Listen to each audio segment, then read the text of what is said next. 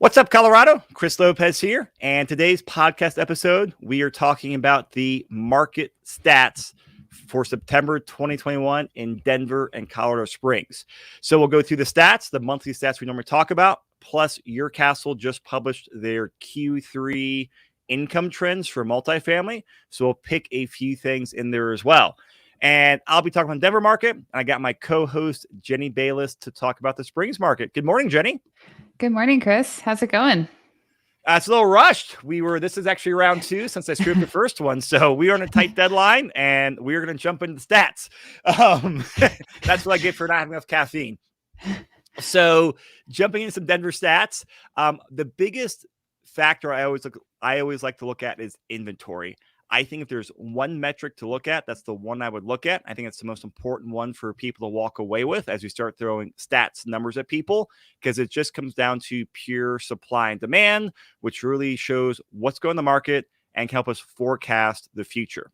So the active inventory at the end of the month of September in Denver was just under 4,000 properties. Now in August, it was about 3,600 properties. So it's an 11% increase, which sounds like a lot because 11% is a double-digit percent increase.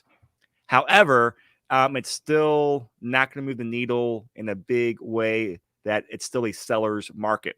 Give you some context here.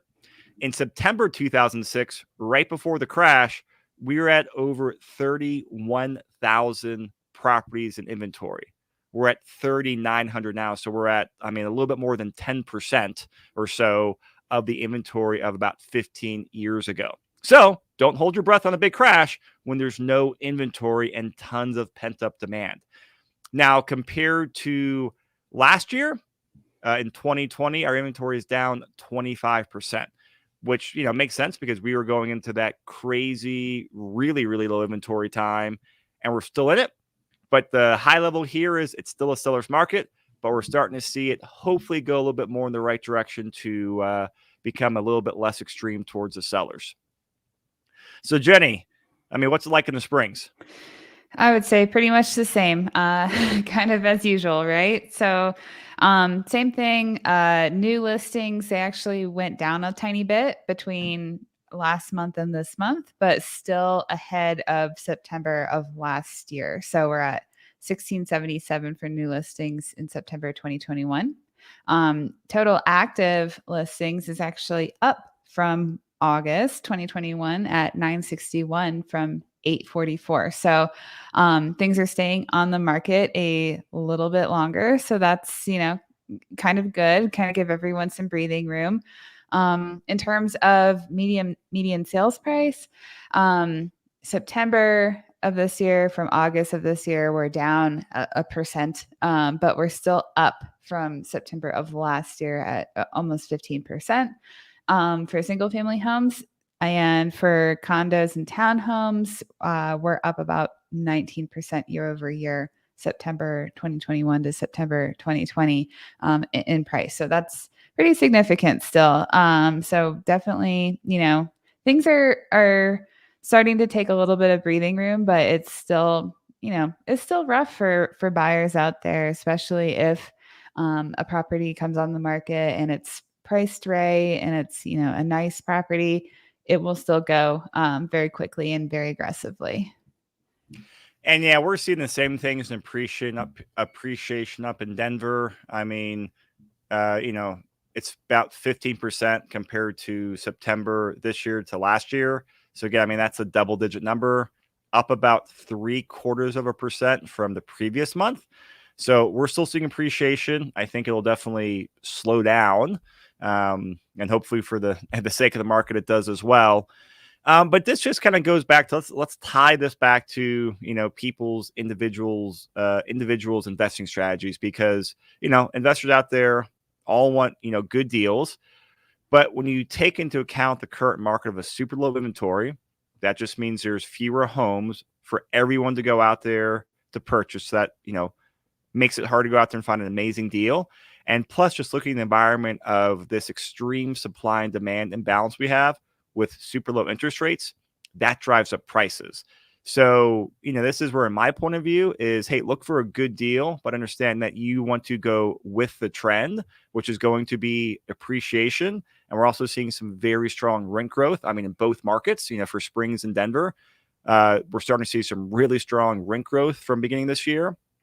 So if you're sitting on the sidelines wanting to buy an amazing deal, hey, keep hunting, keep doing that, or perhaps readjust your expectations, get the medium term and long term trend where the market is going, and buy into the trend of the market. That is one of my core philosophies for investing in anything, stocks, real estate, whatever it is. That's a core philosophy. A lot of our investors, that's a strategy they're focusing on now, is to buy these assets. And if they want to maximize cash flow, look at Airbnb or doing some room by room rentals. So just keep that in mind as we throw these stats out there. They do sound intimidating, but realize you can't change the market. You have to adapt what you're doing in the market or go look at a different market. Would you have anything to add on there, Jenny? Nope, that was really well said. All right. Well, the caffeine's kicking in. So in terms of the stats here, I don't have anything else on like Denver specific. All the days on market, all the other stuff, it's par on course we talked about in the past and goes in line with those inventory trends.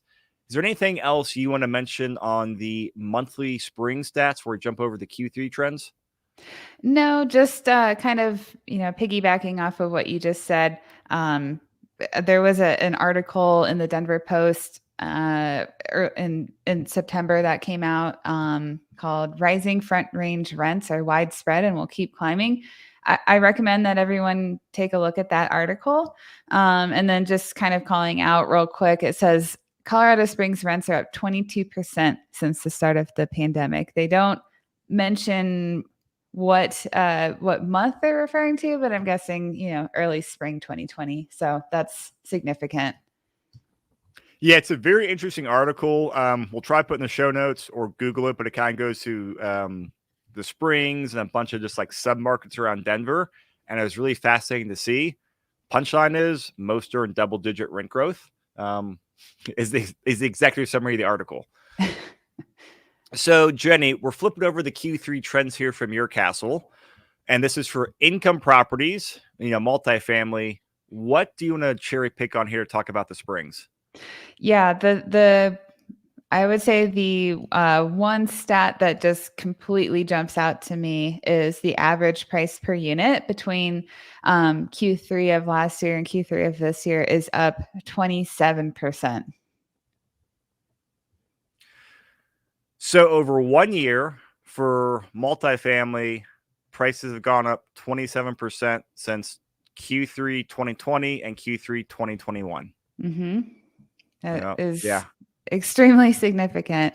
So yeah, I just thought that was that piece of information really jumped out to me. What's interesting about this is because that's actually a higher jump than the single family.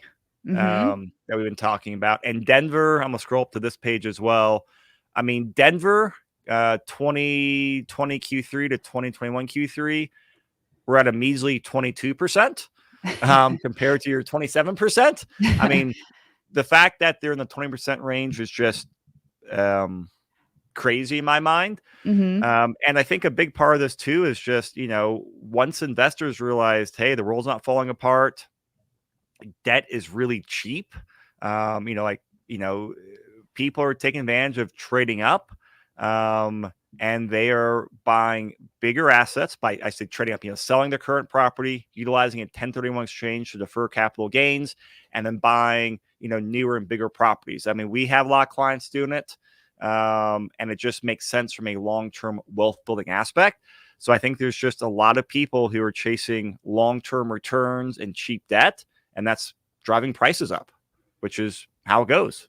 Yep. I mean, just to kind of mention what you said when we were doing the market stats is that you have to adapt to what the market is giving you in a sense, and the market is giving you cheap debt. So, just kind of you have to figure out how to pivot. Yeah. And what's another stat that jumped out at me here for Denver, same time frame, Q3 versus Q3 of last year, the number of multi-units sold is up 51%. So, I mean, that's a huge amount. And the Springs, Oh, you're up exactly 27%, the same as the average price per unit. Yep. So, I mean, up a huge amount. And again, both are just, it goes back with inventory, supply and demand, lots of demand, not a whole lot of supply in there as well. So we got a few minutes left, Jenny. Anything else from the trends that you want to jump out and discuss? No, I don't think so. I mean, I would say that everything is kind of in line with what we've been seeing. Nothing is surprising, from a numerical standpoint, just based on how the market feels being in it. So I don't really have anything else to add. How about yourself? Yeah, the one last thing I want to add is just I like the rent and vacancy slide that your castle puts together. And this is slide, well, I guess 14 and 15. And we're talking about this on the screen. This will be in the show notes, and you guys can download it, or if you can't find it, just email it to us and we can send you the PDF. But, historically, when you look at rent and vacancy, I know for Denver, when vacancy is below 6%, we can see strong rent growth. When it's above 6%, rent growth really starts slowing down. And, the last couple of years, vacancy has been trending up. But then this year, vacancy has trended down significantly. Vacancy is at 3.7% currently. So it's actually gone down, which indicates strong rent growth. And if you look at if you guys are able to see this graph, it shows the vacancy, and below it shows the rent based off apartment buildings. I mean, right at the, halfway through 2020 or right towards the end of 2020, it basically just kind of goes up a flight of stairs. Just the graph goes up. And so we're seeing rents soar again as well. And I think you're seeing the same thing in the Springs, right? Mm-hmm. Yeah.